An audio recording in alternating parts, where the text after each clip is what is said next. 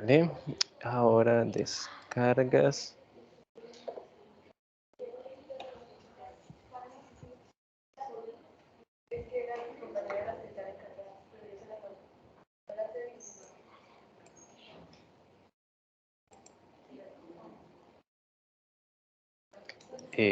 Profe, una pregunta, yo ya estoy proyectando pantalla, como que no, ¿cierto? No. No, ahí no estoy viendo. Vale, listo. Ahora, Entonces, muy buenos días a todos los presentes. ¿Cómo están, chicas? ¿Qué tal ese fin de semana? ¿Bien? ¿Chévere? Bueno, perfecto. El encuentro de hoy es especial, es una clase espejo con la profesora Isabela Builes del Politécnico. Ella, pues, le doy la palabra para que haga su propia presentación, como tal. bueno, muy buenos días nuevamente para todos. Es un gusto para mí estar con ustedes acá compartiendo este espacio de forma virtual, sincrónica el día de hoy. Mi nombre es Isabela Willer Roldán, soy docente de psicología del Politécnico Gran Colombiano de la sede de Medellín.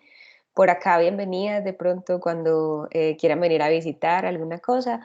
Muy bienvenidas sean. Soy psicóloga, tengo una maestría en estudios humanísticos. Actualmente me encuentro cursando un doctorado en ciencias humanas y sociales y he estado acompañando pues al profe Carlos y él me ha estado acompañando a mí en esos espacios de clase espejo. Entonces esperemos que les saquen bastante provecho de la actividad y ojalá puedan participar. Muchas gracias. Gracias, profe Isabela. Bueno, el encuentro como tal se divide en dos momentos. Un primer momento que va a correr en esta parte conmigo, que es la introducción de la macroestructura de las teorías tanto de Piaget como de Vygotsky, y un segundo momento que va a ir profundizando la profe Isabela en cada uno de estos apartados. ¿Listo, chicos? También, pues, por eso se titula como tal la presentación Perspectivas del aprendizaje, Piaget y Vygotsky, del curso de Psicología Educativa. La integración del abordaje, pues aspectos importantes a tener en cuenta o por qué vamos a mencionar a Piaget y Vygotsky para este curso y en este momento. Recordarán ustedes que veníamos abordando todo lo que era aprendizajes significativos y todo lo que es el procesamiento de la información y por eso tuvimos los encuentros en exposiciones. ¿Para qué? Para que ustedes pudieran ir retroalimentando y recordando lo que vimos durante todo el resto de la carrera, es decir, lo que hemos visto desde procesos, lo que hemos visto desde memoria de aprendizaje, lo que hemos visto desde pensamiento y lenguaje. ¿Por qué? Porque el tema del proceso de aprendizaje requiere de entender cómo se ejecutan estos procesos psicológicos, ¿listo? Tanto los básicos como los superiores. A raíz de ello, dos autores que son muy importantes para lo que es la psicología educativa serían Piaget y Vygotsky. Bueno, digo psicología educativa y psicología evolutiva o del desarrollo. Entonces, por parte de Piaget es más de un componente cognitivo y constructivista en la medida en lo que él habla o refiere sobre estructuras cognitivas, funciones cognitivas y contenidos de la cognición. Por otra parte, lo que es Lipp-Vygotsky va más relacionado con aquellos procesos psicológicos elementales que, si no me falla la memoria, cuando vieron psicología, genética y cultura, ustedes vieron cómo Vygotsky propuso fue una sola obra, o bueno, una serie de obras, pero la que más llegaba a resaltar, digámoslo así, era de que se llamaba procesos superiores. Y él describía de que, o que ocurría prácticamente lo que es un proceso de construcción del conocimiento a partir de ¿qué? De una interacción con su entorno y una interacción con el adulto, quien le permitía dar esas bases o cimientos específicos para que el estudiante o el niño como tal adquiriera esos aprendizajes, fuera una interacción, digámoslo así, más significativa con su propio entorno. Luego vendríamos a hablar entonces cómo la persona genera sus procesos de internacionalización, es decir, cómo interna esos conceptos a nivel intrínseco y a partir de ello puede interactuarlos. Es muy difícil, por ejemplo, cuando a un niño se le dice ecuaciones matemáticas, sumas de 2, 3, 4 dígitos y pues él no le encuentra un sentido. Es como por ejemplo cuando la crítica que se hizo el encuentro pasado de que les decía, bueno, vamos a hacer sobre exposiciones sobre el aprendizaje significativo y pues me lo hicieron muy general y yo les decía, pero no encuentran el sentido para el curso porque recordarán que a raíz de eso es lo que les van a ser sus herramientas para la intervención con los chicos. Es decir, vamos a poder mencionar entonces que se tienen que internar, o se tiene más que internar, no, sería la palabra adecuada, asimilar la información de manera tal que les permita ser de utilidad para cuando vayan a trabajar con comunidad. Y eso es uno de los componentes que mencionaba Vygotsky, como lo que aprende el conocimiento es de utilidad en su contexto. ¿Listos? Luego, entonces, vamos a abordar lo que es el concepto de zona de desarrollo próximo, que apuntaría directamente a cómo el estudiante empieza a adquirir competencias que en un principio no las tenía, pero que gracias a las bases que da el adulto puede lograrlas. Es decir, cuando ustedes llegan y, por ejemplo, se están presentando a, no sé, se me ocurre el encuentro que vamos a tener de la intervención, hay unas bases que ustedes ya han ido construyendo, pero yo como su profesor voy a estarles dando unas orientaciones específicas para cuando lleguen allá a intervenir, sepan qué hacer en ciertos momentos y las competencias que todavía no han desarrollado, las desarrollen allí desde el hacer, desde encontrarle una utilidad. ¿Listos? Luego vendrían pues las relaciones que existen entre el pensamiento y el lenguaje. Y pues ahí más adelante lo vamos a abordar.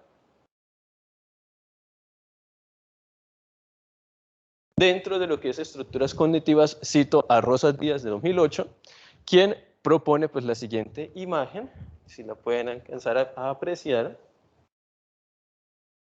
Dicha imagen habla acerca de lo que es los sistemas de transformación que forman parte de las estructuras cognitivas y que las estructuras cognitivas, aquí hablo de salvedad, esto es de Piaget, ¿no? Las estructuras cognitivas se dividen tanto en esquemas de acción como en operaciones específicas que son respuestas que nosotros tenemos frente al entorno y que esos sistemas de transformación tienen dos componentes. Dentro de lo que son esquemas de acciones que son estructurados y estructurantes, es decir, cuando es estructurado es el conocimiento específico que tenemos sobre algo y cuando es estructurante es que lo vamos modificando en función de lo que vemos en nuestro entorno, es decir, de la relación sujeto-objeto. Mientras que en la parte de esquemas de acción, cuando decimos que son temporales y atemporales, va más relacionado con aquellos componentes del tiempo que van modificando una situación. Por ejemplo, si hablamos de componentes estructurados y estuviésemos hablando de las matemáticas, cuando ustedes ven, por ejemplo, que los niños en las etapas de lo que es primaria, básica, primaria y luego básica, secundaria, en la parte de primaria ven una serie de conceptos, incluso llegan hasta los fraccionarios, si no me falla la memoria, y ya luego cuando entran en secundaria, le empiezan a meter lo que son las X, Y, Z, o que hablan del A, B, y los binomios, trinomios y demás. ¿Listos? Entonces, decimos que son estructuradas las matemáticas en la medida en que aprendemos o interiorizamos lo que son las nociones de los números, lo que son los conceptos de las relaciones de los signos, lo que son las operaciones básicas. La aritmética básica, lo que es el tema de la multiplicación, división, todo eso ya lo hemos empezado a asimilar y ya tiene una estructura consolidada. Pero es estructurante en la medida en que, por ejemplo, si yo les explico que en los fraccionarios que existen unos binomios cuadrados, o bueno, técnicamente no serían fraccionarios, dentro de unas ecuaciones existen binomios, trinomios, y que podemos utilizar ecuaciones, que utilizamos X, que utilizamos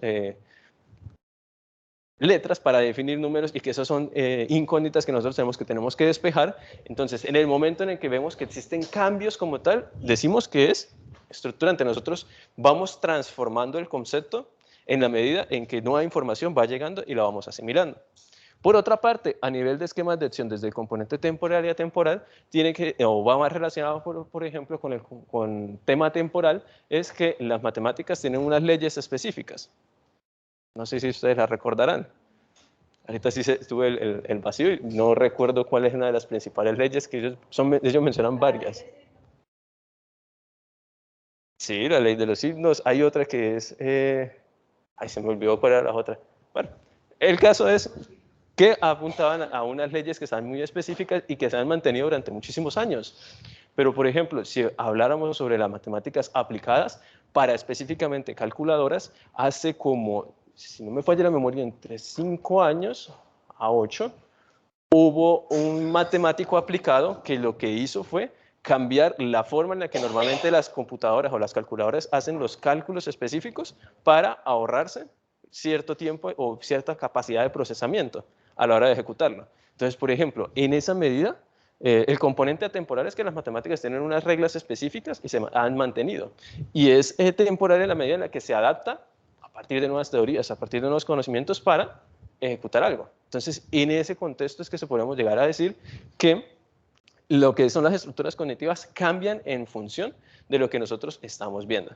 Yo recuerdo, bueno, no sé si ustedes sí lo recuerdan, cuando yo les explicaba esto en psicología genética y cultura, a, por ejemplo, Natalia y a Juliet, pero Juliet estará conectada, veían específicamente que yo los hablaba era sobre la familia. Entonces, para que hacer la transición para que lo puedan asimilar ya del todo. Entonces, decía que la familia, ¿por qué? Porque lo que son la parte estructurada es que nosotros hablamos de una familia, normalmente es la normotípica, que es papá, mamá e hijos. Eso es lo que normalmente entendemos por familia. Pero se puede volver estructurante en el momento en el que yo llego y ya interiorizo que existen diferentes tipos de familia, homoparentales, monoparentales y demás, porque ya existe algo más allá del concepto que tenía y va a ajustarse. Es atemporal en la medida que el concepto de familia hace alusión a un grupo de personas que están unidos y tienen un vínculo, ya sea político o un vínculo sanguíneo, que los une, que los aproxima. Y es temporal en la medida en la que yo, por ejemplo, cuando me fui de casa de mis padres y me consolido con mi pareja, ya estoy hablando de un nuevo tipo de familia. ¿Listos? Ya que ahora sí completamente interiorizado la parte de estructuras cognitivas.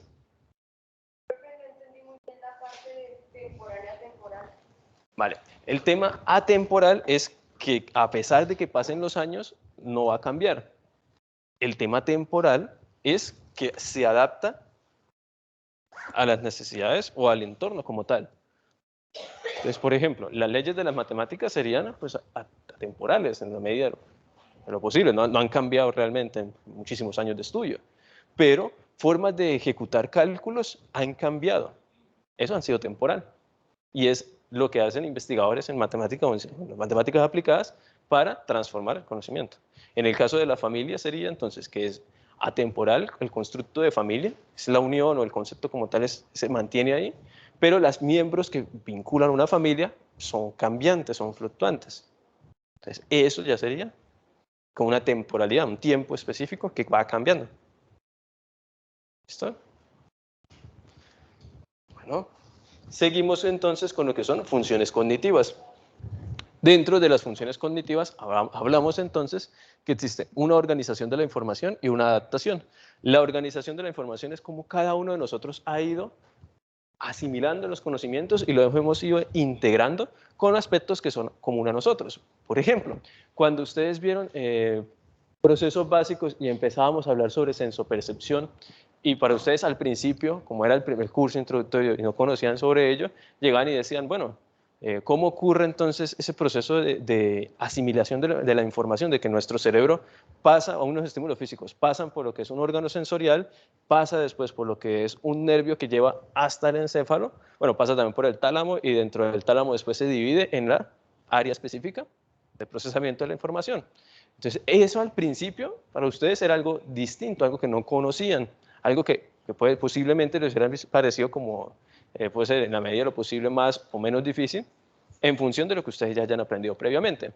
Pero luego cuando empezaron a ver todos los diferentes cursos y cuando leyeron, por ejemplo, el último libro que les recomendé, bueno, les recomendé, no, les dije que leyeran, cuando ustedes empezaron a leer esa información, empezaron a conectarlo. Claro, yo recuerdo que eso lo vimos, bueno, eso es lo que debió haber pasado. Yo recuerdo que leí eso en algún momento y es que la organización, ustedes tuvieron de esa información, poco a poco iba trayendo alusión más recuerdos de lo que ustedes ya habían leído al respecto. Y entonces nosotros decidimos cómo organizamos ese contenido. Luego vemos lo que es adaptación, que es decir, cómo ese contenido que yo estaba adquiriendo lo puedo emplear para un fin en específico. ¿Cómo lo asimilo para poderlo utilizar, poderlo emplear? Tenemos entonces que la adaptación tiene que ver con procesos específicos de equilibración, que Piaget nos decía puntualmente cuando nosotros no conocemos algo, nos genera un desequilibrio, porque no sabemos cómo es, no sabemos cómo utilizarlo. Me viene a la mente un caso puntual, el semestre pasado, cuando conseguí el tiesto ese que no me gustó, yo llegaba y tenía que decirles a Camila, a Wendy, a muchos de ustedes, cómo funcionaba ese perol, porque para mí no me servía. Entonces, había un desequilibrio. Entonces, eso en un caso puntual. Cuando empecé a utilizarlo, empecé a entender ciertas funciones, pero en el proceso de aprendizaje tiene que existir una motivación por parte del individuo para llegar a una adaptación. Traje puntualmente ese caso porque es que si, por ejemplo, yo puedo llegar y tratar de darles algún tipo de información a estudiantes, talleres, y si el estudiante, a fin de cuentas, no tiene un proceso interno de motivación, muy probablemente ese desequilibrio que está teniendo para tratar de asimilar la información no va a ser lo suficientemente importante o lo suficientemente interesante para hacer un esfuerzo de tener que llegar y hacer un proceso de equilibración que requiere cómo puedo matarme las neuronas pensando para asimilar cada uno de esos nuevos patrones de respuesta y poderlos empezar a ejecutar. Porque para ello necesito entenderlo, para ello necesito poner en práctica, para ello tengo que ser repetitivo, mientras empiezo a acomodar toda esa información en ese esquema mental que me permite responder a ello.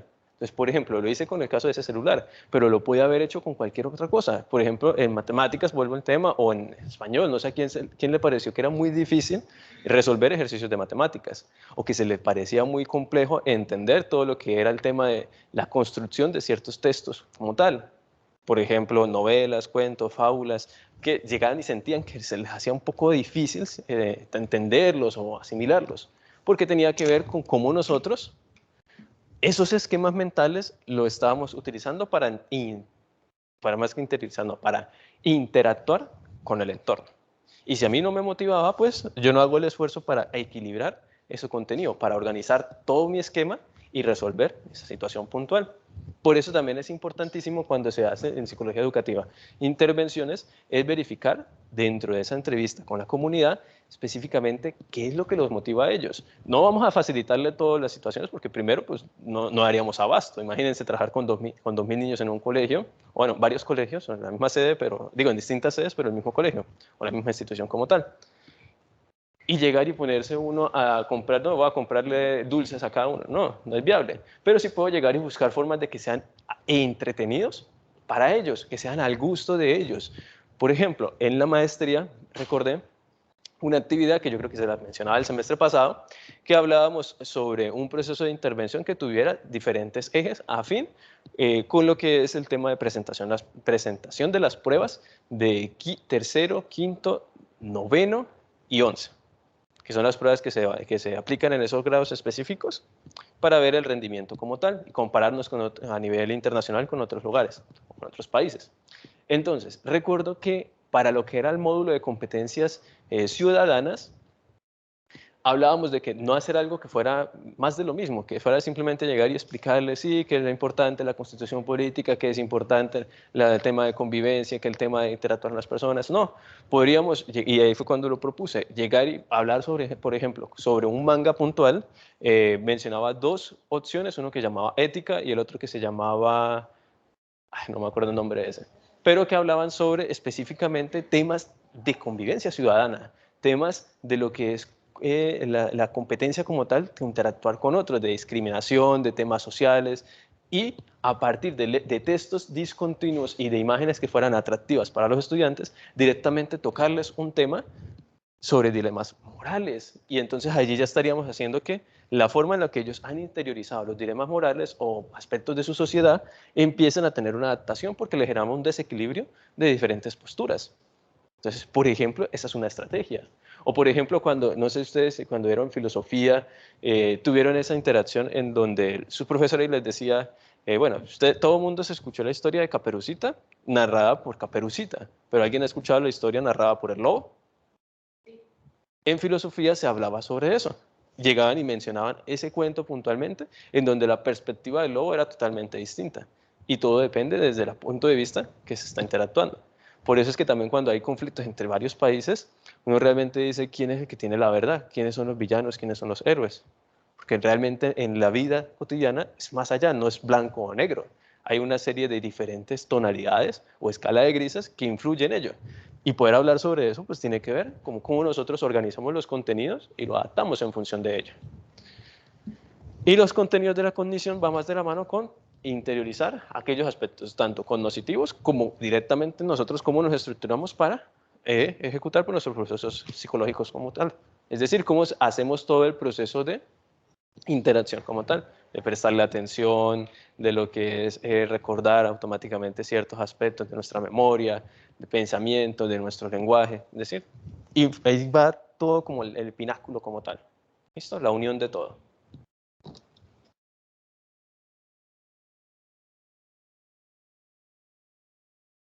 Ahí se trabó. Ya. Dentro de lo que propuso también Piaget y que aplica para Vygotsky, estaría este componente, organización intelectual y adaptación. No tienen la presentación, ¿verdad? Y ahorita se las paso. Entonces, venía un componente de epistemología genética, que básicamente Piaget lo habla sobre qué es el conocimiento y cómo se produce. Luego sigue una relación sujeto-objeto, que son aquellos esquemas de interacción que nosotros tenemos, y el sujeto y sus respuestas, que es el crecer, el desarrollo físico y sus estructuras cognitivas, y su interacción con el medio, que no es otra cosa más que hablar que, por ejemplo, Piaget era filósofo, biólogo y psicólogo. Por consiguiente, él llega y habla sobre epistemología genética, que llegaría a decir cómo se construye el conocimiento, epistemología. Y el componente genético es hablar de que existe un componente evolutivo a nivel de nuestra estructura biológica, de nuestra anatomía, de nuestro crecimiento a nivel cerebral, que permite entonces una asimilación de los conocimientos precisamente cuando hablamos de una relación sujeto-sujeto y una relación sujeto-objeto, que es, por ejemplo, cuando nosotros usamos nuestros dispositivos o cuando, por ejemplo, al estudiante se le coloca una actividad y el estudiante tiene que resolverla. ¿Cómo? ¿No? A veces hay profesores que le dicen, directamente no le dicen qué tiene que hacer, ni cómo lo tiene que hacer, que lo descubra. Y eso es, en cierta medida es bastante importante porque implica que el estudiante se tiene que involucrar con ese objeto, empezar a buscarlo, a pensar cómo resolver esa situación. Y el sujeto y las respuestas del medio, o bueno, relación sujeto-sujeto, es decir, empieza a llegar y decirle, el estudiante va a preguntarle a Camila, luego le pregunta a Valentina, luego le pregunta a Wendy, y si ahí no tuvo respuesta, va y le pregunta a Isabela, va y le pregunta a Pamela, ay, pena contigo, con el tapabocas no se alcanza a diferenciar. Entonces, allí sería una forma específica de llegar a adquirir el conocimiento.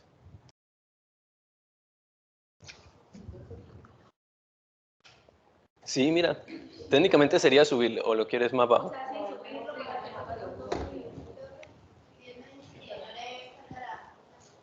Ay, debe ser que yo le tengo que dar a aceptar. Espera.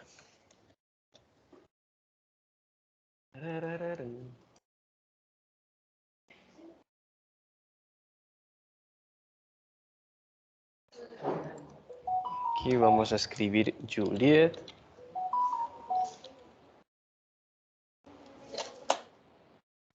Sí, súbele, porfa. Dice saliendo. Qué raro. No, quién sabe por qué no le aparecerá el link y automáticamente la saca. Qué raro. Voy a tenerlo en cuenta para la próxima oportunidad. Continuamos. El desarrollo cognitivo y otros factores. Entonces, en el desarrollo cognitivo se habla acerca de lo que es adaptación y organización del proceso de cambio. Se habla sobre organización horizontal y sobre organización vertical. Ustedes recordarán que, por ejemplo, el tema de adaptación, organización y proceso de cambio tiene que ver con que existe un factor biológico e intelectual de cada uno de los individuos. Tiene que ver con un componente de asimilación y acomodación en la medida en que cada uno de nosotros tiene que empezar a interactuar con los objetos, con las personas, e ir aprendiendo ciertas cosas para ejecutarlas. Esa es la utilidad como tal. Luego tiene que existir el tema de equilibrio, crisis y equilibrio, que fue lo que expliqué previamente. Y luego se conecta con lo que es un componente de bases biológicas, que es el tema horizontal, porque Piaget hablaba de 4 estadios, que él decía de tanta edad a tanta edad ocurre un estadio. Y que el niño tiene que ir llegando por ese periodo madurativo a nivel biológico para que después sí pueda lograr un proceso de maduración, que sería el componente vertical, que es directamente la interacción con el entorno. ¿Listos? Y luego, elementos que son necesarios para ya el componente educativo, el sistema educativo, serían estos aspectos que se toman de Fernández Tilbe y Malvar Méndez del 2019, Díaz Palacios del 2013 y Pérez Juste del 2005, que ellos abordan estos 5 componentes, que es el currículo, la didáctica, el ambiente de aula, la inclusión y la calidad que se tiene que manejar dentro de los escenarios escolares. En función de eso, podemos decir que, por ejemplo, el currículo va directamente relacionado con cómo el profesor de todos los colegios, de todas las universidades, monta unos temas específicos, unos resultados de aprendizaje y cómo el estudiante tiene que llegar y pasar por frente a esos temas y frente a unas actividades puntuales para que él pueda adquirir y podamos hablar de que existe un saber, un hacer y un ser, porque tienen que ir de la mano esas competencias o esos alcances o esos objetivos como tal. Y que hablamos entonces de que como se diseña el currículo va a estar relacionado con lo que son competencias genéricas y competencias específicas, que son directamente aspectos esenciales para el proceso formativo. Luego, entonces, en el componente didáctico es cómo su profesor o cada profesor tiene que llegar y organizar actividades puntuales para que el estudiante aprenda. Es la recursividad de cada uno de ellos.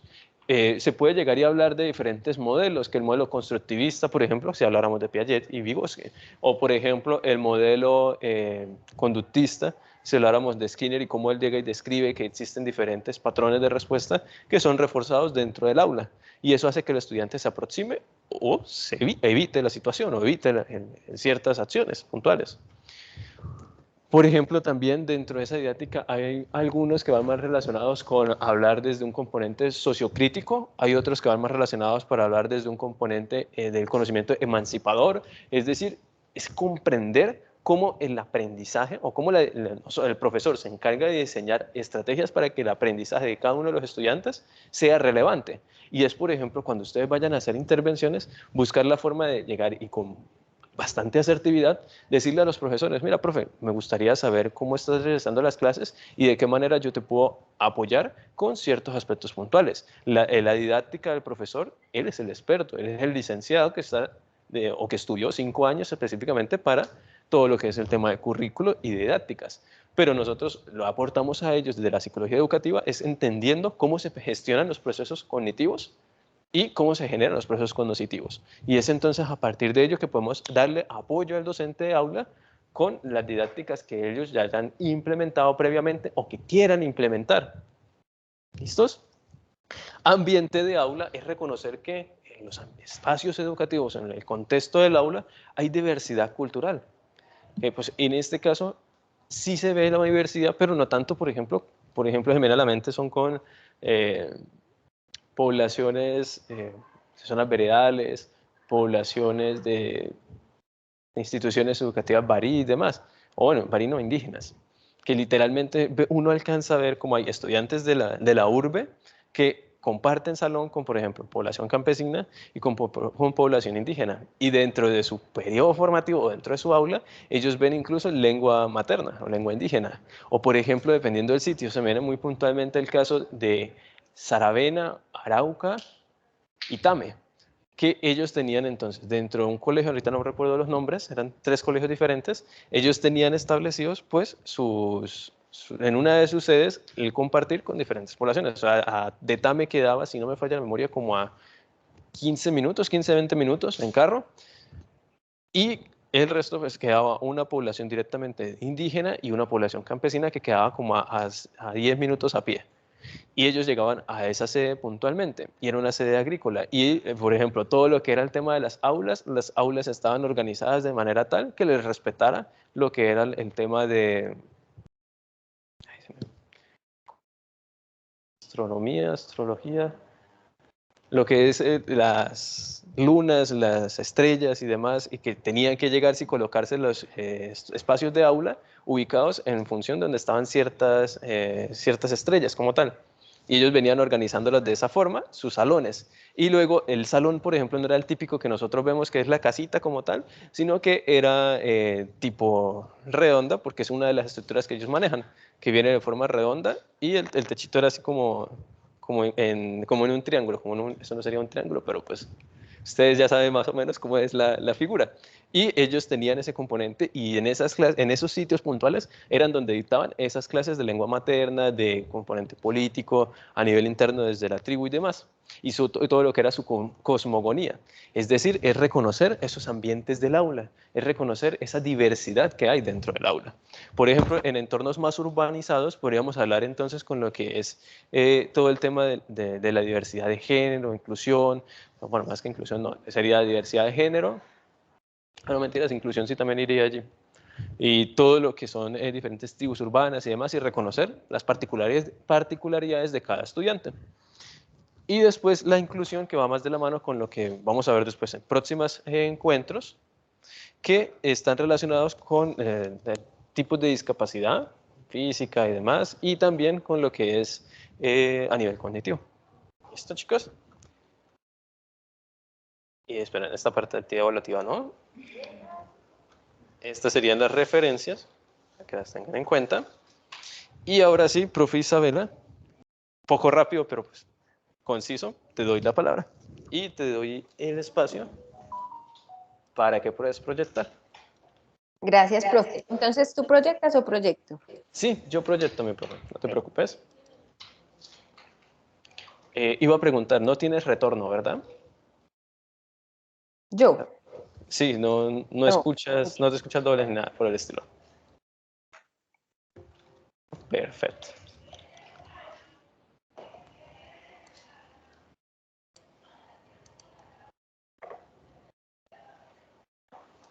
Listo, ahí ya estoy viendo. ¿Está bien, profe?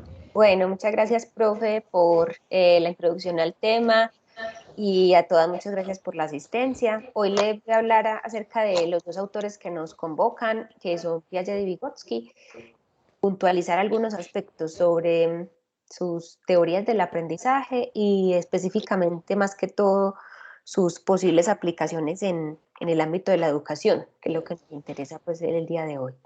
Voy a comenzar por Piaget. Como sabemos, pues Piaget fue un psicólogo suizo, epistemólogo, es decir, intentó explicar la teoría del conocimiento a partir del desarrollo de fases o etapas evolutivas en el niño que lo llevaban a adquirir ciertas habilidades según su edad y según su maduración biológica y psicológica. Entonces, como sabemos, Piaget plantea 4 etapas para el desarrollo del conocimiento del niño, una que va más o menos aproximadamente de los 0 a los 2 años, que es la etapa sensoriomotriz, caracterizada por la acción, ¿cierto? Y el descubrimiento del mundo a partir de los sentidos, del movimiento y demás.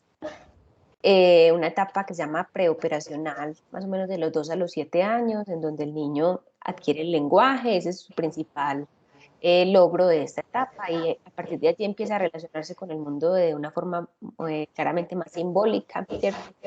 Sin embargo, es una etapa en donde se privilegia lo que es un pensamiento de tipo intuitivo, egocéntrico, el niño se guía más que todo por la percepción, todavía no sabe diferenciar los procesos de conservación y reversibilidad, la siguiente etapa sí los va a poder identificar. Y la siguiente etapa, que es la que más nos va a interesar hoy, que se corresponde mucho con la etapa educativa o con el momento en el que el niño pues está en la escuela, es la etapa de las operaciones concretas. Esta etapa más o menos va desde los 7 hasta los 11 años, 11, 12. Es una etapa importante porque el niño empieza a comprender el funcionamiento de las operaciones del mundo en general y de los objetos materiales. A partir de allí, por ejemplo, se empieza a introducir todo el tema de la matemática que hablaba el profe Carlos, porque el niño empieza a comprender que las operaciones son reversibles, que se pueden conservar las cantidades en un lado y en otro de la operación, digámoslo así. Entonces esta etapa va a ser importante. Y la última etapa sería la etapa de las operaciones formales, de los 12 años o 12 en adelante, ¿cierto? Donde el niño comprende el mundo de una forma más abstracta y lógica, el niño o el adolescente, pues más bien en este caso, de una forma más abstracta o lógica y desarrolla la implementación de lo que es ya el método hipotético deductivo, la capacidad de falsear hipótesis, un pensamiento más científico, si lo podemos llamar de esa manera, ya no tan concreto, sino más abstracto. Entonces, como les digo, voy a intentar enfocarme en la tercera etapa de las operaciones concretas, muy pertinente para el ámbito educativo. Entonces, en esta primera diapositiva de Piaget, tenemos lo que el profe ya nos mencionó, no me voy a detener demasiado, tenemos que el proceso de inteligencia para Piaget se da a partir de dos aspectos: la organización y la adaptación. La organización de la inteligencia se da por medio de estructuras o esquemas, es decir, la información que recibimos del mundo exterior la vamos organizando mentalmente en estructuras o esquemas, ¿cierto? Que se corresponden con cada una de las etapas que les acabo de mencionar: esquemas sensoriomotrices, esquemas operatorios o esquemas formales. Y la internalización, como decía bien el profe, es la capacidad del niño de realizar mentalmente lo que antes hacía con su cuerpo. Entonces, en la primera etapa, el niño tiene que actuar, digamos, antes de pensar, reflexionar, porque aún no ha desarrollado ese proceso del lenguaje, mientras que avanzan en las etapas, el niño es capaz de realizar mentalmente, es decir, no tener que decir necesariamente el proceso, sino repasar mentalmente o reflexionar lo que antes hacía. La adaptación, por su parte, como mencionaba también el profe, tiene dos procesos, que son la asimilación y la acomodación. Estos dos procesos nos permiten decir que la adaptación es un proceso interactivo, recíproco, si lo queremos llamar así, entre el sujeto y su medio ambiente o su entorno. Porque a la vez que se modifica ese medio ambiente, también se modifica el mismo sujeto en la interacción que tiene entre los dos. La asimilación, entonces, es el proceso de modificar el medio, incorporando nuevas informaciones a este, tomando la información de este. La acomodación es el proceso inverso, en donde ya el sujeto tiene que cambiar, modificar sus propios esquemas internos de acuerdo con esa información que tomó del entorno y cómo modificó también el exterior. Como les decía, esto es importante porque nos permite ver que la adaptación es un proceso interactivo en dos vías, en donde yo aporto al medio ambiente, al exterior, y el medio ambiente a la vez me modifica. Vamos a cambiar la diapositiva. Ahí, se pasó. Sí. Ahí. Como bien lo decía también el profe, el proceso de aprendizaje en el niño se da a través de un proceso de equilibración. Piaget parte de la hipótesis propia de la psicología de que estamos buscando siempre un equilibrio relativo, ¿cierto? El aprendizaje o cambio cognitivo surge de situaciones de desequilibrio, cuando el niño ve que hay algo que no sabe y que hay algo que está en el afuera que puede adquirir, es decir, nota un desequilibrio entre lo que él tiene y lo que puede adquirir. Entonces se dan situaciones de desequilibrio entre la asimilación y la acomodación.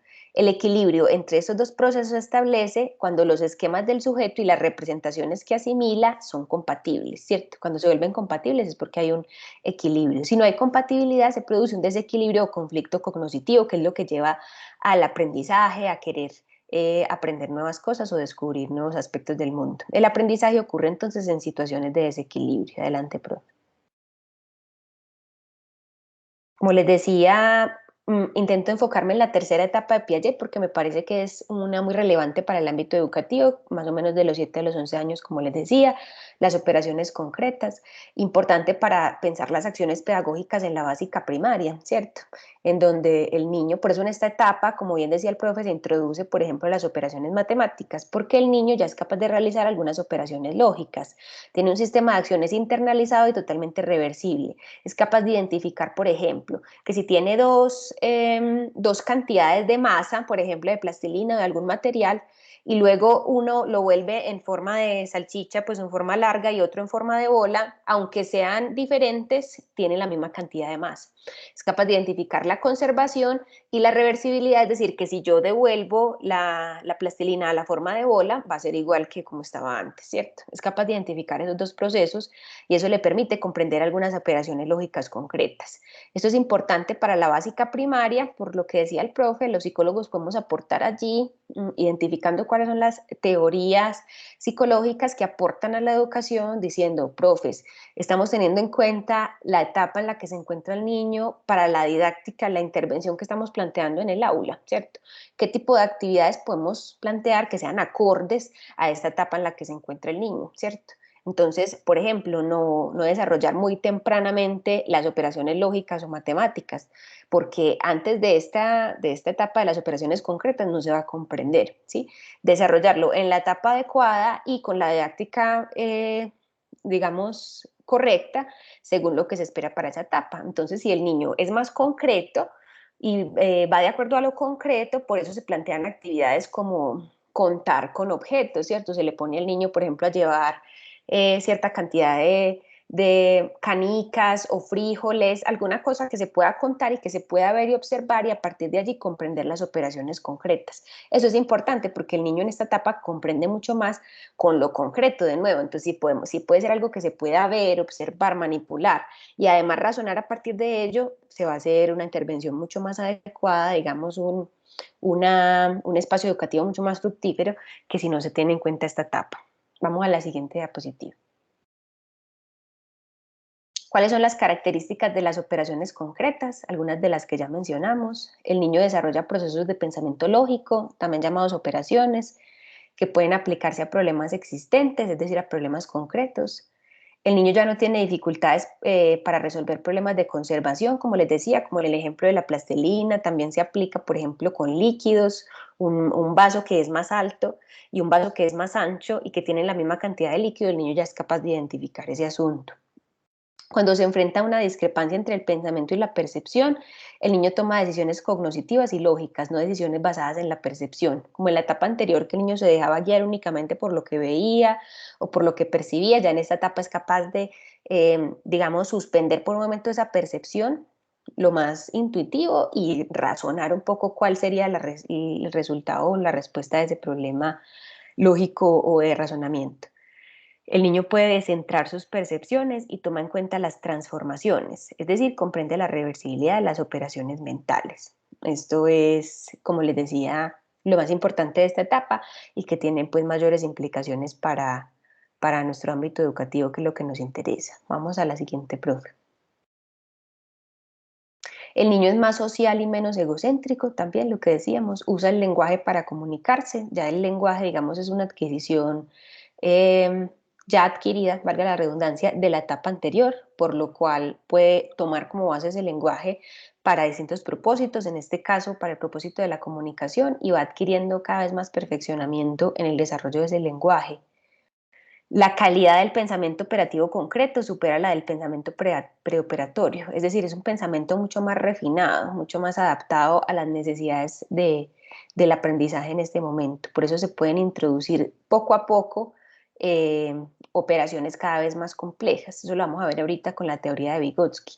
Lo más recomendable es que se introduzcan poco a poco esos conocimientos de lo más simple a lo más complejo, que se empiece con las cosas más básicas y luego se vaya avanzando en la dificultad hasta las más complejas. Aparecen los esquemas para las operaciones lógicas de seriación y de clasificación. La seriación es la capacidad de ordenar mentalmente un conjunto de elementos de acuerdo con su mayor y menor tamaño, peso o volumen. Entonces ya el niño es capaz de ordenar los objetos, no solo según su percepción, o sea, según lo que él ve, sino también según las características de los objetos, del más pesado al más liviano, del más grande al más pequeño, ¿cierto? Del menor al mayor, entre otros. Es capaz de identificar características de los objetos que muchas veces no se ven a simple vista, pero que se pueden inferir a partir de mediciones o a partir de ciertos procedimientos que se empleen para identificar dichas características. Entonces el niño ya es capaz de ordenar y de seriar, es decir, de establecer series de objetos a partir de otras características no necesariamente visibles. Y de clasificación, de hacer clasificación. Entonces al niño se le pregunta, por ejemplo, cuáles de estas imágenes, se le ponen varias imágenes, cuáles de estas imágenes pertenecen a la categoría de frutas o pertenecen a la categoría de medios de transporte o pertenecen a la categoría de, no sé, personas, ¿cierto? Y a partir de allí el niño logra hacer una clasificación en categorías. Entonces, como les digo, es una posibilidad de categorizar el mundo y de comprender el mundo de una forma un poco más abstracta que únicamente con lo que se ve, sino a partir también de conceptos u operaciones. Se perfeccionan lo que son los conceptos de causalidad, espacio, tiempo y velocidad. Una cosa es causa de la otra, ¿cierto? La noción de espacio-tiempo y la velocidad, cuán rápido o lento pues transcurre un evento o suceso. Y el niño alcanza un nivel superior de actividad intelectual en todos los sentidos a la del niño de la etapa preoperatoria.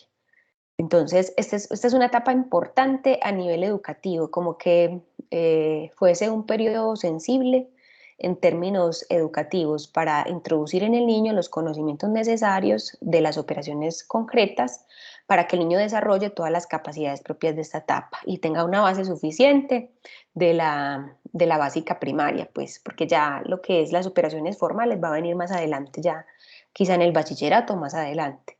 Pero es una etapa importante para hacer énfasis en el desarrollo de estas operaciones concretas. Adelante, profe. El niño desarrolla las operaciones lógicas, como les decía, de reversibilidad y clasificación. Solo son útiles en la solución de problemas que comprenden objetos y sucesos concretos, reales y del presente.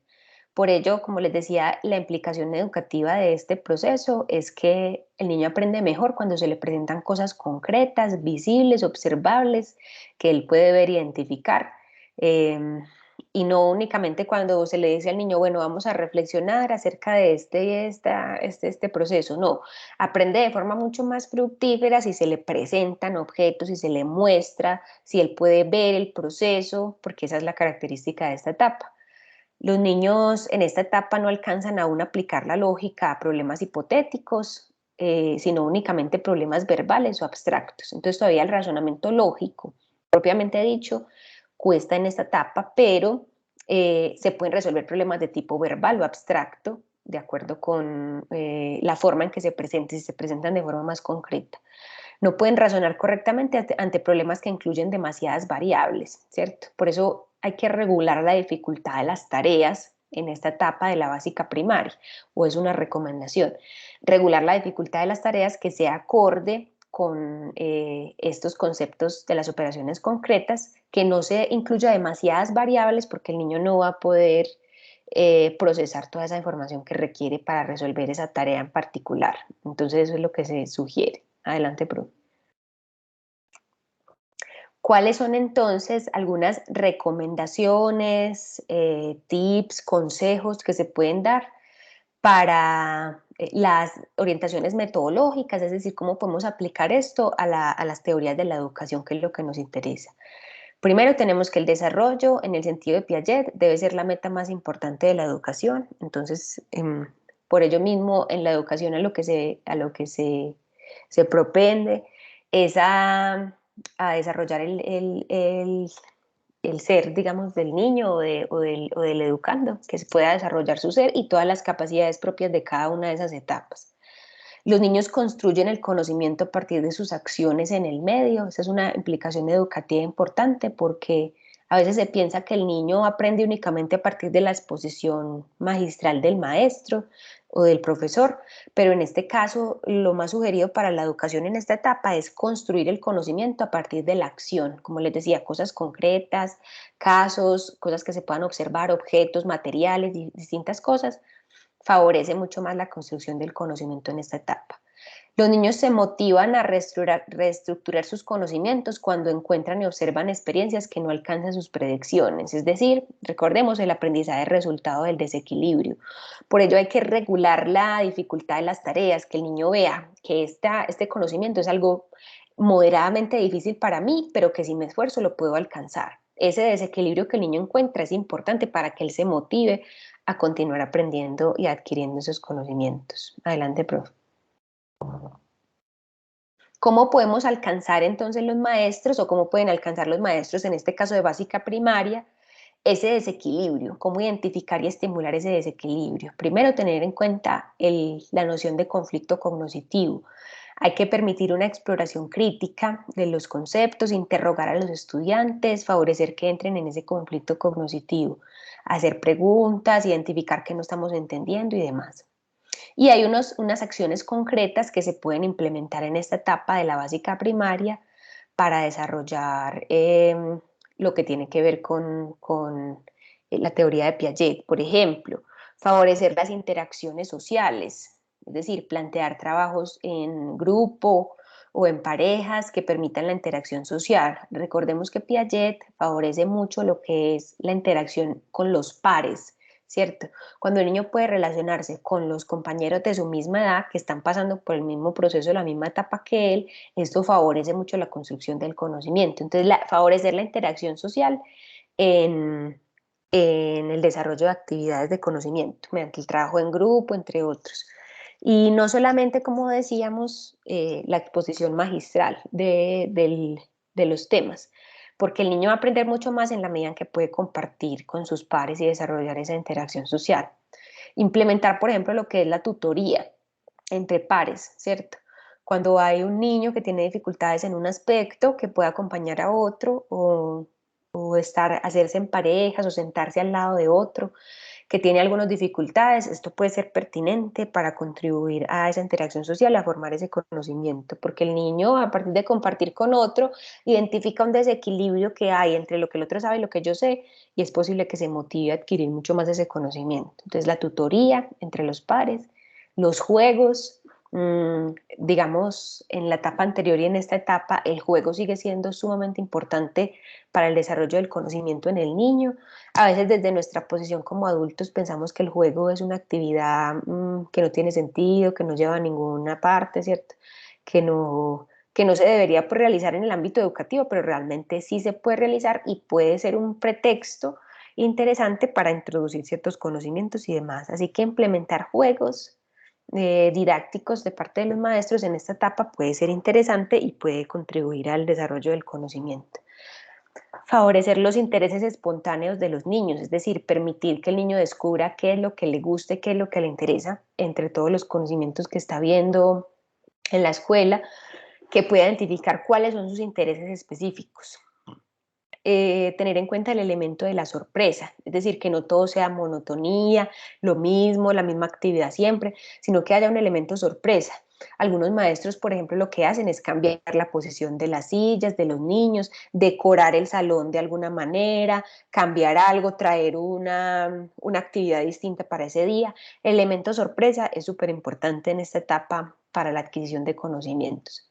Tener en cuenta cuándo enseñar, ¿cierto? Si el niño ya ha adquirido los conceptos propios de esa etapa y es capaz de comprender esas operaciones, ahí se debe enseñar. Antes no, ¿cierto? Entonces tener en cuenta el tiempo preciso para la transmisión de habilidades y conocimientos.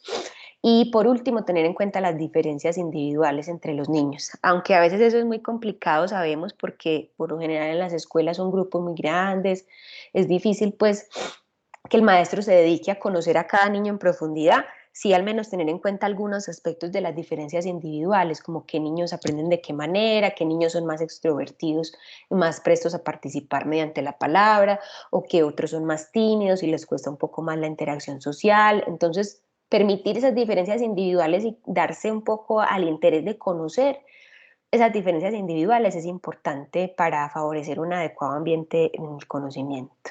Vamos a la siguiente diapositiva. Entonces, hasta allí la teoría de Piaget. La siguiente es la teoría de Vygotsky. No sé si hasta allí sobre la teoría de Piaget hay alguna pregunta o comentario de alguien, si alguien quiere decir algo hasta allí de pronto.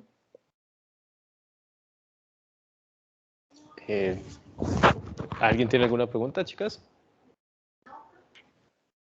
¿No? Listo. ¿Claras, profe? Muy bien. Vamos entonces a continuar con esta segunda teoría que sería la de Vygotsky. Adelante, profe, con la diapositiva. Una breve introducción a la teoría de Vygotsky. Sabemos que Vygotsky fue un psicólogo ruso, brillante, destacado, pues sumamente destacado en su época. Murió muy joven, recuerden, como antes de los 40 años, si no estoy mal. Muy joven, pero brillante, un hito de la psicología educativa y en general, la psicología evolutiva, como decía el profe, en general, pues un hito de la psicología importante. Lo más importante de la teoría de Vygotsky es el elemento de la interacción social, mucho más que en la teoría de Piaget. Aunque Piaget habla de la interacción social, Vygotsky le da un rol primordial y fundamental en la adquisición de conocimiento. No solamente dice que hay que interactuar con los pares, sino que establece estrategias concretas como la zona de desarrollo próximo, que mencionaba el profe, que vamos a ver ahorita, para la adquisición de conocimiento mediante la interacción social. Él dice, el aprendizaje es un proceso sociocultural, sin los otros no hay posibilidad de de adquirir la cultura, de desarrollarnos como seres humanos, de tener lenguaje, de desarrollar todos los procesos psicológicos superiores que nos caracterizan a los seres humanos como especie, ¿cierto? Entonces pone el énfasis en la interacción social y cultural para explicar los procesos psicológicos superiores del ser humano, el lenguaje y los demás, ¿cierto? El pensamiento, entre otros. Esa es la característica principal de Vygotsky. Como les digo, diferente de Piaget, porque Piaget, a pesar de que le interesa la interacción social, él tiene un enfoque más individual. Le interesa explicar más como lo biológico y lo psicológico, cómo estos dos interactúan entre sí a nivel del desarrollo individual del niño. Mientras que Vygotsky no concibe la explicación del conocimiento ni del ser humano en general por fuera de un contexto sociocultural. No es posible concebir al ser humano por fuera de un contexto sociocultural. Entonces es como la característica distintiva pues, que plantea este autor. Dice Vygotsky que la actividad mental, es decir, las percepciones, la memoria, los pensamientos, el lenguaje, como decíamos ahorita, es la característica fundamental que distingue al hombre como ser humano, basada en el lenguaje, ¿cierto? Es decir, todos los procesos psicológicos superiores. Como decía por allá Aristóteles desde años antes de Cristo, el hombre es un animal verbal, es un animal racional, es un animal pues que tiene lenguaje, ¿cierto? Entonces el punto diferencial de nuestros procesos psicológicos superiores está basado en el lenguaje y basado en esa interacción social que permite el desarrollo de esos procesos. El aprendizaje es resultado de un proceso sociocultural. Cuando, digamos, ingresamos a la cultura, desde antes que el niño nazca, desde antes de que el niño nazca, la cultura en la cual él se va a encontrar es un entramado de signos y símbolos, ¿cierto? Es decir, es una cultura lingüística que está basada en el lenguaje. Lo que hace el niño cuando nace es empezar a incorporar o empezar a traer adentro lo que antes estaba afuera, es decir, todos esos signos y símbolos que identifica o que están ya presentes, que lo preceden a él, que están ya en esa cultura, empieza a incorporarlos, ¿cierto? Estos signos y símbolos se ven, por ejemplo, en el tema de la matemática, del lenguaje, pues, o de la escritura, de la lengua, pero se ven también en general en la interacción entre el niño y la madre, ¿cierto? Por ejemplo, la madre, cuando el niño llora, supongamos en la primera etapa de Piaget, la sensoriomotriz, cuando el niño todavía no adquirió el lenguaje, el niño llora y la madre interpreta ese llanto como un signo o símbolo, es decir, pone, digamos, su lenguaje o la cultura previa en la que está inmersa, sus conocimientos grupales para interpretar ese llanto. Entonces dice, el niño tiene hambre, el niño tiene frío, el niño está triste o está enfermo o tiene dolor o bueno, ¿cierto? Lo que tenga. Entonces lo que hace la madre es tomar ese elemento que todavía no es lingüístico ni es cultural e insertarlo dentro de una lógica de signos y símbolos que ya esto es entramado cultural pues que caracteriza a los seres humanos, ¿cierto? Entonces sin ese asunto del entramado cultural es imposible pues que nos desarrollemos como seres humanos. Si no hubiese cultura no seríamos seres humanos, sino únicamente organismos biológicos y no socioculturales. Vamos a la siguiente diapositiva.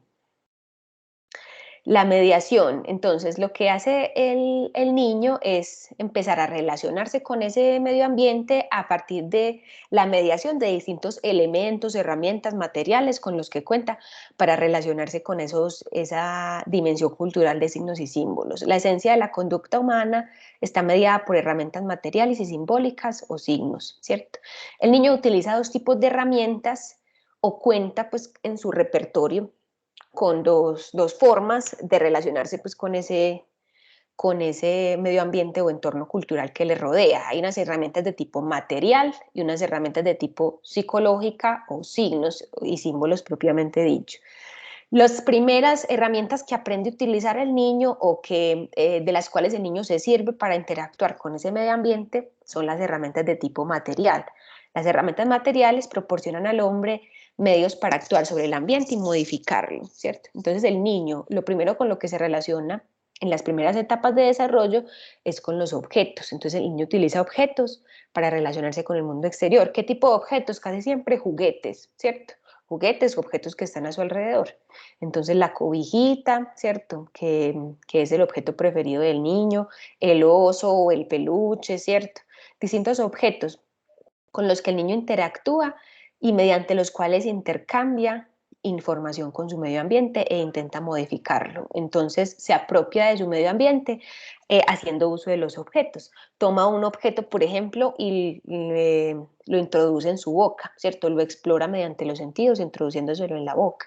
Lo chupa, lo saborea, identifica su textura, tiene una gran sensibilidad en la parte de la boca. Entonces el niño descubre el mundo y se relaciona con el mundo, interactúa con este por medio de los objetos, en principio, herramientas materiales, todo lo que sean objetos, juguetes, entre otros elementos con los que tenga relación el niño. En un segundo momento o en un segundo lugar, el niño desarrolla las herramientas de tipo psicológico, que serían propiamente los signos. Allí ya estamos hablando de la segunda etapa de Piaget o del momento pues en cuando el niño desarrolla el lenguaje, ¿cierto? Dice Vygotsky que el momento de desarrollo del lenguaje es para el niño algo que modifica completamente su vida y su forma de ser, ¿cierto? Porque de nuevo es el momento en donde pasa de ser un organismo regido básicamente por principios biológicos a ser un ser humano regido básicamente por principios culturales o simbólicos. Entonces es un momento, el momento más importante de la vida del niño, quizá. Las herramientas psicológicas o signos, dice entonces, son mediadores simbólicos de la conducta con orientación hacia adentro de la persona, que le sirven para autorregularse y señalar qué debía hacer en ciertas circunstancias sociales ante ciertas señales, ¿cierto? Un ejemplo de una herramienta psicológica o signo son las normas de tránsito, ¿cierto? El PARE, por ejemplo. El PARE es una mediación psicológica, un signo que nos está diciendo que debemos tener una conducta particular, que es parar cuando vamos manejando en un carro o en una moto, ¿cierto? Debemos parar ante esa señal de tránsito. Y así el niño también le sucede eso mismo en su desarrollo por etapas. Entonces, cuando el niño adquiere el lenguaje, esto le sirve para desarrollar también un pensamiento que va desde lo externo hacia lo interno. Pongamos un ejemplo para entender esto mejor. Supongamos que el niño está aprendiendo a amarrarse los zapatos, ¿cierto? El niño está aprendiendo a amarrarse los zapatos, los cordones, todo. En un principio, este proceso es un proceso externo, es decir, el niño tiene que decir cuál es el proceso de amarrarse los zapatos para poder lograr hacerlo. El niño tiene que decir, primero tomo uno de los cordones, luego tomo el otro, luego hago un conejito con el uno, lo hago alrededor con el otro y luego aprieto, supongamos, ¿cierto? Y a medida que lo dice y se lo enseñan diciéndolo, el niño es capaz de hacerlo, ¿cierto? Y aprende cada vez más mediante sus habilidades motrices a amarrarse los zapatos correctamente, ¿cierto? Sin embargo, cuando el niño va adquiriendo cada vez más el lenguaje, este proceso pasa de ser externo a interno, a una autorregulación. Entonces el niño va internalizando el proceso y cada vez más no tiene que hablar, no tiene que narrar cuál es el proceso de amarrarse los zapatos, sino que ya lo puede hacer de forma interna, ¿cierto? Entonces ya recuerda el proceso en su mente, representa cada uno de los pasos, tomo un cordón, tomo el otro, pongo uno alrededor del otro y aprieto, ¿cierto? Pero lo hace ya mentalmente, de forma interna, y no tiene que exteriorizarlo. Este es un logro importante para el niño porque es una forma de autorregulación. Ya la regulación de la conducta del niño no proviene de lo externo, sino que cada vez más proviene de su interior, de su propio pensamiento. Entonces el niño puede pensar antes de actuar, ¿cierto?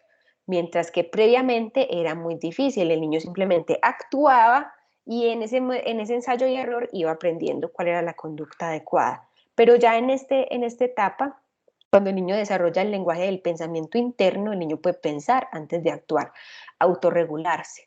Esa es la etapa en donde el niño, por ejemplo, empieza a entender sus propias emociones. Por ejemplo, ya no tiene que, por ejemplo, si tiene rabia, ya no tiene que ir a descargarse con el compañero y darle un golpe, sino quizás puede autorregularse, puede calmarse, se le pueden enseñar estrategias de autorregulación emocional que le permitan regular su conducta de forma interna. Entonces es un logro súper importante para el niño porque permite su autorregulación de la conducta. Ya no es lo externo, lo que regula su conducta, sino su propio mundo interno, digámoslo así, su propio proceso mental. Vamos con la siguiente, profe.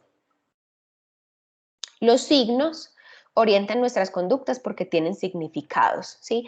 El niño va asignando significados a cada una de esas experiencias, aprendizajes que ha tenido, ¿cierto? Entonces, por ejemplo, va aprendiendo que pegarle a otro compañerito, ¿cierto? Que ejercer violencia sobre otro está mal hecho, que no se puede hacer, que es moralmente incorrecto, que se va a ganar un regaño, ¿cierto? Entre otros. Entonces, asigna un significado a ese signo y a partir de allí regula su propia conducta. Entonces el mundo en el que vive el niño y con el cual se relaciona tiene sentido porque es un mundo al que se le otorgan significados. En ese sentido, el mundo cultural, como hemos venido diciendo, es un mundo simbólico. Es decir, la cultura es un sistema de creencias, convenciones, reglas y valores, ¿cierto? Que nos permiten guiar y controlar nuestra conducta. En principio, como dijimos, de forma externa y en segundo lugar, de forma interna mediante una autorregulación. Vamos con la siguiente. La conducta del niño ya en esta etapa de adquisición del lenguaje y desarrollo del pensamiento no está determinada únicamente por objetos materiales, sino por los significados asociados a ellos, lo que decíamos. Entonces, el niño, por ejemplo, conoce un animal, supongamos un perro, ¿cierto? Y tiene una mala experiencia con ese perro. Quizá lo mordió, quizá le ladró muy fuerte y él sintió temor, entre otros. Entonces el niño empezó a asociar el signo de perro o el concepto de perro con un significado, por ejemplo, de temor o de miedo, ¿cierto? La conducta que ya va a tener más adelante ese niño con ese objeto no depende del perro, digamos, si el perro es grande, pequeño, peludo o no, sino que depende del significado que él le haya atribuido a ese objeto. ¿Qué significado le atribuyó? Que el perro es miedoso, o que el perro es peligroso, o que el perro me puede morder, o que puede hacer algo, ¿cierto? O que tiene algún peligro. Entonces, el significado que le asocia a ese objeto es el peligro, por ejemplo, y a partir de allí su conducta está determinada por ese significado, ¿cierto? Ya el niño empieza a evitar, por ejemplo, relacionarse con los perritos, o le da miedo ir a saludarlo, o no es capaz de acariciarlo porque siente temor, entre otros, ¿cierto? Entonces, lo que hacemos en ese proceso simbólico es atribuir significados. Entendemos que hay cosas buenas o malas y que hay personas buenas o malas, ¿cierto? Por ejemplo, en el caso del perro, asociamos lo peligroso con lo malo, entonces el niño empieza a tener algo de fobia, por ejemplo, a los animales o a los perros. Y lo mismo con las personas. Aprendemos que hay situaciones en las que las personas pueden ser buenas, comportarse de forma positiva, y otras en las que las personas pueden ser malas, tener comportamientos pues negativos, y la conducta del niño depende o se rige según digamos, ese comportamiento que observa o que identifican los demás. El lenguaje se desarrolla, puede ser de forma oral o escrita, es decir, el niño aprende, por ejemplo, a escribir, y esto es importante porque le permite expresar los significados de formas diferentes, no solamente hablando, sino también concretando la escritura. Los comportamientos frente a los signos varían según el contexto histórico-cultural. Entonces, como decíamos, lo más importante en la teoría de Vygotsky es el contexto histórico-cultural.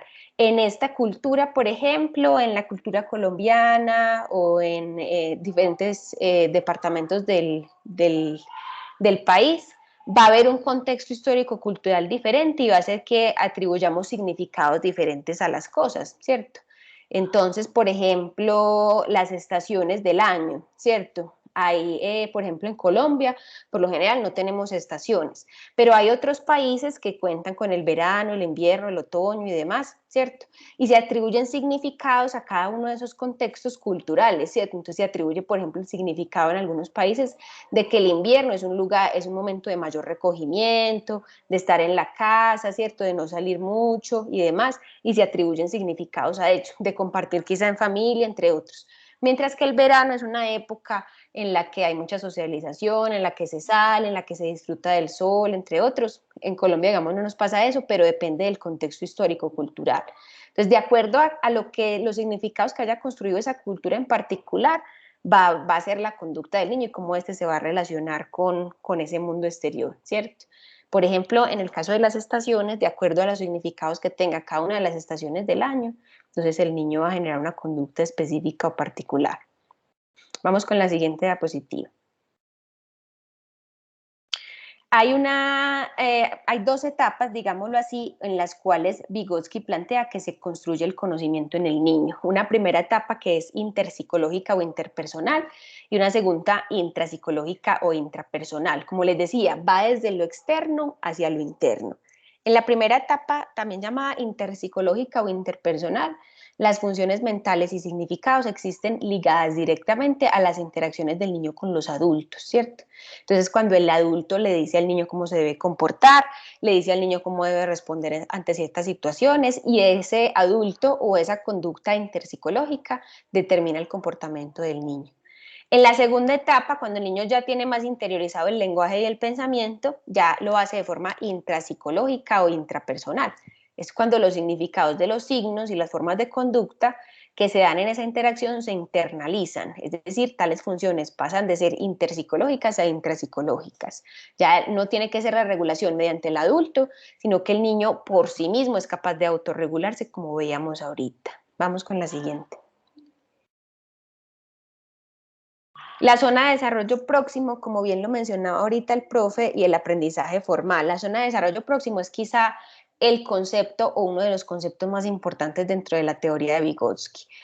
Como ya dijimos, para Vygotsky el desarrollo cognitivo del niño es provocado por el aprendizaje. La zona de desarrollo próximo la define Vygotsky de la siguiente manera: es la distancia entre el nivel real de desarrollo determinado por la capacidad de resolver un problema de forma independiente y el nivel de desarrollo potencial, es decir, la capacidad que el niño puede adquirir de resolución de un problema por medio de la guía de un adulto o en colaboración con otro compañero que va más adelantado o es más capacitado, ¿cierto? Entonces la distancia entre lo que el niño puede hacer solo y lo que puede llegar a hacer con la ayuda de otros, ¿cierto? Ya sea otro más avanzado o un adulto, ¿cierto?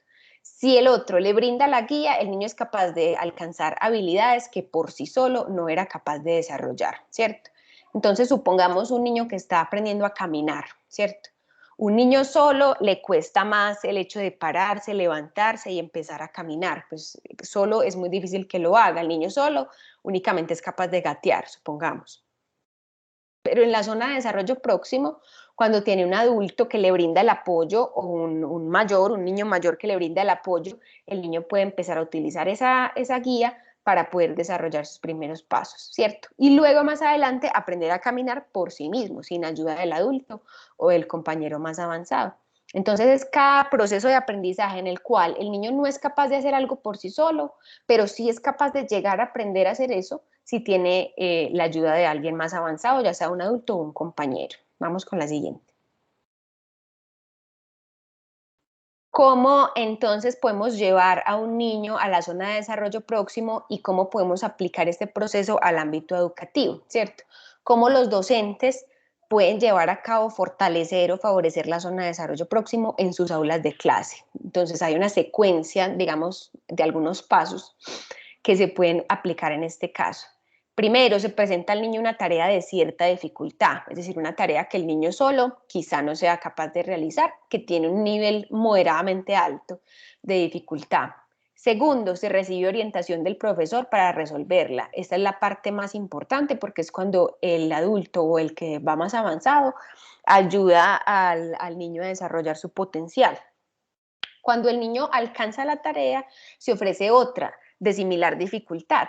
Y ya en este caso el niño trata de resolver la tarea de forma independiente. Si no es capaz, de nuevo recibe ayuda del profesor o del compañero más avanzado.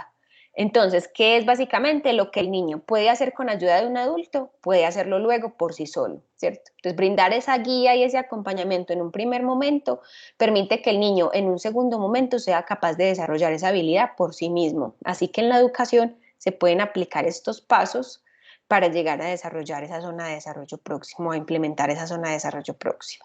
Adelante, profe. Por último, les tengo entonces, al igual que con Piaget, algunas sugerencias, tips, orientaciones metodológicas que se pueden aplicar desde la teoría de Vygotsky en la educación, ¿cierto? cómo deben brindar esos maestros ese apoyo o esa ayuda pedagógica para desarrollar los conceptos de zona de desarrollo próximo y la teoría de Vygotsky en general en sus aulas de clase.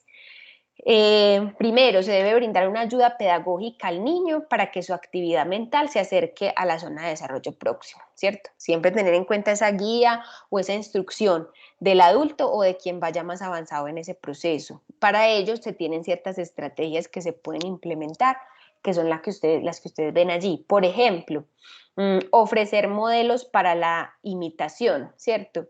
Cuando, por ejemplo, el maestro muestra primero cómo se desarrolla una actividad, supongamos que van a hacer un postre, un mazapán, ¿cierto? Entonces, primero el maestro muestra cómo es el proceso para hacer el mazapán y luego invita a que los estudiantes lo hagan, ¿cierto? Con su propia creatividad, con sus propias estrategias. Entonces, ese es ofrecer un modelo para la imitación. Primero alguien lo realiza y luego los otros hacen una imitación de ese proceso. Segundo, se puede favorecer lo que es la gratificación, es decir, obtener recompensas cuando se alcanzan las metas deseadas, cuando el niño fue capaz de hacer el mazapán por sí solo y le agregó los colores y le puso la decoración que quería y demás, se le ofrece una gratificación, por ejemplo, compartir entre todos el postre, el dulce, ¿cierto?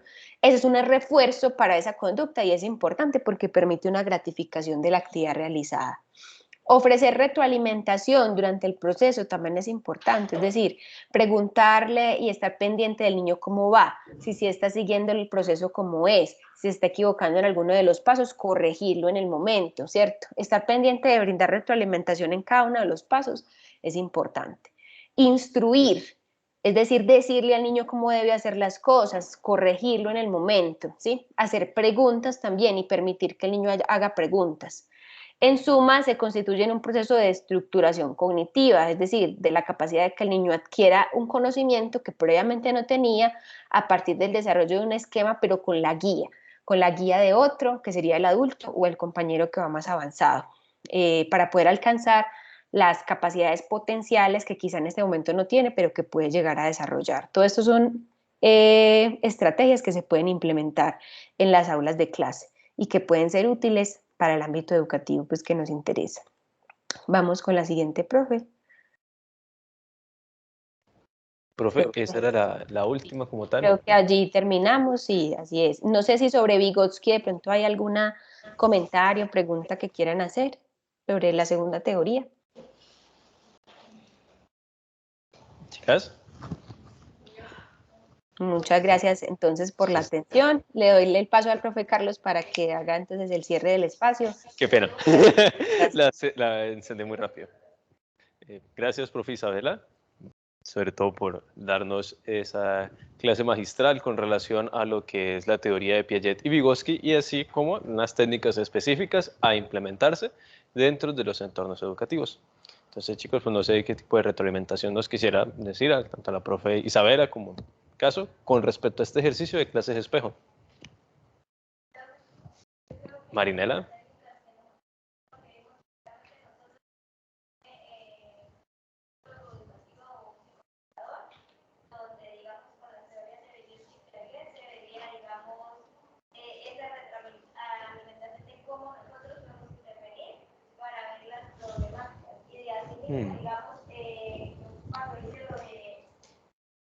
Intervención con familia en el ámbito escolar, digamos cuando se presentaba algún conflicto o algo, cómo se intervenía para uno como psicólogo, orientador, ayudar a resolver ese problema para así generar esa estructura de aprendizaje, tanto en la institución educativa, en el individuo como en la familia.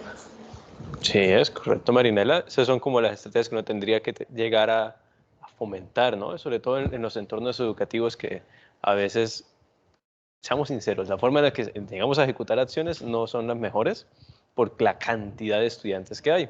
Pero eso no significa que uno deba de dejar de hacer actividades, de dejar de buscar la forma de facilitar lo que está dentro de las teorías a los entornos escolares, porque el propósito es eso, que los chicos se formen como tal. ¿Listos? No sé si alguien más quiere dar un aporte, comentario. ¿Vale? Bueno, profe Isabela, muchísimas gracias. Muchas gracias a todos por la atención y por la participación. Las diapositivas de hoy que trabajé, yo se las pasé al profe Carlos en caso de que ustedes las requieran o Y ahorita se las he puesto en el aula extendida para que las tengan ahí. perfecto. Espero que volvamos a compartir algún espacio más adelante. Les agradezco por su atención y muchas gracias al profe Carlos por su disposición. Vale, profe Isabela, muchísimas gracias también a ti por el proceso. Dejar esto acá así.